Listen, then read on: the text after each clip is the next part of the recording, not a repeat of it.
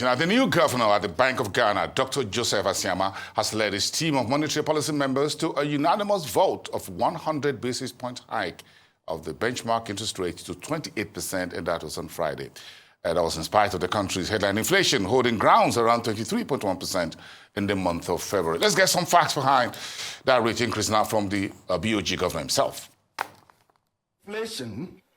Inflation remained high in 2024 and sticky around 23%, significantly higher than expectation. The latest data released by the Ghana Statistical Service indicates that headline inflation eased marginally from 23.8% in December 2024 to 23.1% in February 2025. And this was due to easing but still high non-food inflation. Food inflation has remained elevated, on the other hand, on account of unfavorable climatic conditions and other constraints. The bank's main core measure of inflation eased marginally in the first 2 months of 2025, and inflation excluding energy and utility items from the consumer basket eased from 23.1% in December 2024 to 22.4% in February 2025, and compared with 24% in the same period last year. This notwithstanding, latest inflation expectations as derived from the bank's model, the yield curve, and surveys all point to softening expectations, although still above the medium-term target. On private sector credit growth, credit is beginning to show signs of recovery. And in February 2025, private sector credit recorded 26.9% annual growth compared with 5.1% in February 2024. In real terms, credit growth was 3.1% compared with a decline of 14.7% in February 2024. Now, on the banking sector performance continued to improve. Total bank assets recorded 34% growth at the end of February 2025, relative to 12.1% growth in the same period last year. With regulatory reliefs, the banking industry's capital adequacy ratio, or what we call CAR, was higher at 14.4% compared to 13.6% in the same period last year. Without reliefs, however, the capital adequacy ratio was 12.1%. Now, on industry non-performing loans, the ratio declined to 22.6% in February 2025 from 24.6% in February 2024. Excluding the loans in the loss category, which are fully provisioned, the NPL ratio, as at end February 2025, was 8.9%. Overall, the financial soundness indicators showed broad improvements in asset growth, solvency, liquidity, efficiency, and profitability. Ladies and gentlemen, the fiscal policy stance was more expansionary than expected in 2024.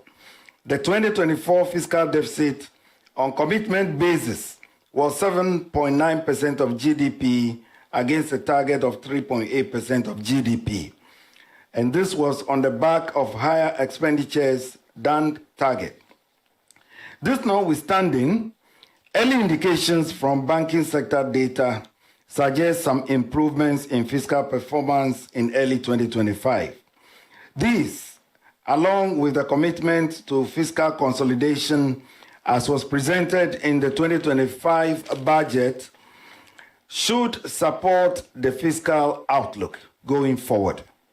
Also, the ratio of public debt declined, supported by the debt restructuring. Now, on prices of Ghana's major export commodities, These traded mixed on the international commodities market in early 2025. For example, gold prices crossed the $3,000 per fine ounce on March 14, 2025, on account of heightened economic uncertainty triggered by the trade and geopolitical tensions, persistent inflation, and weakening US dollar. In February 2025, gold prices averaged $2,897.3 per fine ounce, indicating a year-on-year growth of 9.7%. Similarly, crude oil prices recorded a marginal annual growth of 2.4% to settle at an average price of $74.95 per barrel. Cocoa prices, however, declined by 8.5%, driven by improving supply outlook for the current 2024-2025 season. The strong external sector performance in 2024 continued in early 2025, indicating a significant improvement in the accumulation of international reserves. In the first 2 months of 2025, the trade accounts recorded a surplus due to higher export receipts relative to imports. Total exports posted 50% annual growth to reach $4.3 billion. And this was driven by increased gold and cocoa exports arising from both price and volume effects. In contrast, crude oil exports declined as output from the 3 oil-producing fields fell. Total imports increased by 7.3% year-on-year to $2.7 billion. Consequently, ladies and gentlemen, international reserve accumulation met the IMF program expectation for 2026. In other words, the level of international reserves as at now is equivalent to where it should be under the program in 2026. The stock of gross international reserves at the end of February 2025 was 9.4 billion, which was enough to cover 4.2 months of imports of goods and services. This compares to the stock of 5.9 billion at the end of December 2024, equivalent to 4 months of imports of goods and services. The gross international reserves as defined under the IMF program, which excludes the encumbered assets as well as petroleum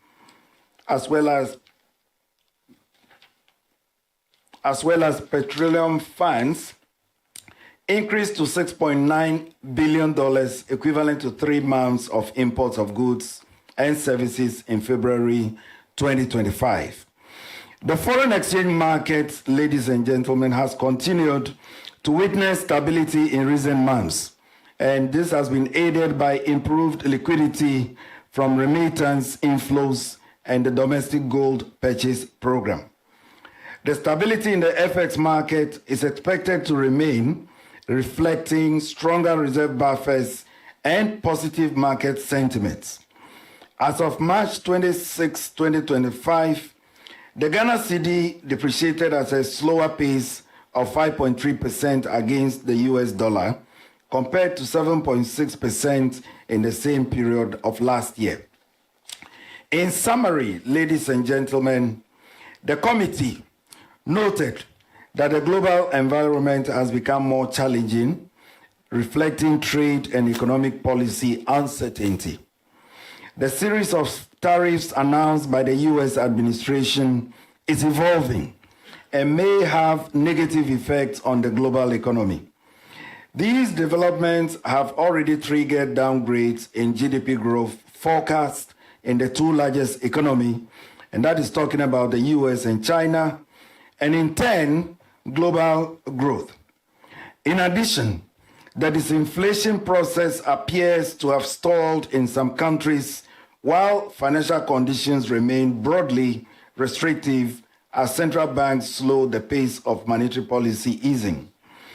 The persistence of these external headwinds may spill over to the domestic economy through the trade and financial channels, highlighting the need for policy to remain proactive.